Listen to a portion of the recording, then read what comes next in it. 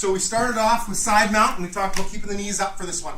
Trapping the arm, elbow to arm, underneath, and gable grip. And the reason why I want the knees up is so that the center of your weight can move a little bit and drive on his chin.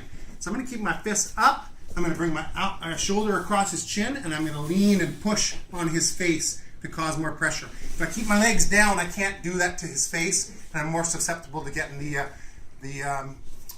guard put on me. So I'm here and I'm driving. Now, if he gets his hand elbow in, which he should, that's what you're fighting for, because he wants to cage me out. That's when I'm going to have to make a change. I grip the shoulder, I either grab the hand or I reach down to the elbow, I posture up a little and sit through, okay? Holding here and keeping my head low. So that was the first part that we all went into. I could talk to you a little bit later about different submissions, like the arm bar that we could go for, a few other things, but down the road.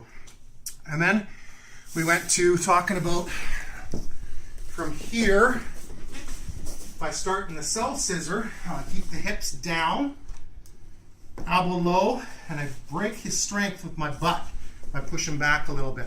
Okay, and then I'm going to work my way into side mount. So I'm going to put my hand across and pressure down, bring my hand up. Now, if his arm stays where it is, like that, which quite often it will, I'm going to sweep wide to catch his arm, and I'm going to bring it across his own throat. I'm going to sink as deep as I can. Remember, if your hand gets stuck here, guys, don't leave it there. Start just wiggling it like a fish to get it through more. It'll come through. And the deeper it gets through, the more pressure it's going to be on his neck. So again, I'm going to turn my fist up. Look how his head moves. If I just squeeze here, as opposed to turning, look how much higher his head just came. Then I'm going to lean my weight on him hard and squeeze for the tap. Now this sub is a bonus sub. You might get it, you might not. It's a power sub. It's not a real fancy technique or something that goes on easy. You have to put a lot of pressure onto it. Okay? So now I wanted to show you guys a couple other options. Okay? So let's say he gets his elbow on the inside and I'm here and I'm having problems and he's starting to decide to try and want to guard me. I'm going to take my hand and I'm going to place it right down by his hip and I'm going to lean into him so that it makes it harder for him to cage out. So what he wants to do is start stripping out. He wants to turn into me, okay? And start guarding me. So if my hand, so come back. So if my hand comes down to here, I'm blocking him from easily coming into the guard. And if I lean forward, I'm keeping my weight on him so he can't actually shrimp well.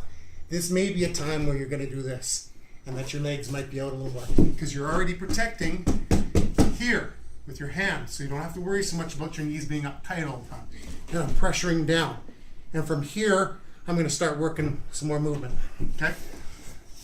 The other option from here is if I have my hands here, that I keep working this arm. And what I'm going to do with this here is I'm going to start bringing it across and working a dorsal choke. Okay, so quite often what will happen is I'll be here and he'll somehow fight to get his underhook through. He'll get his arm through.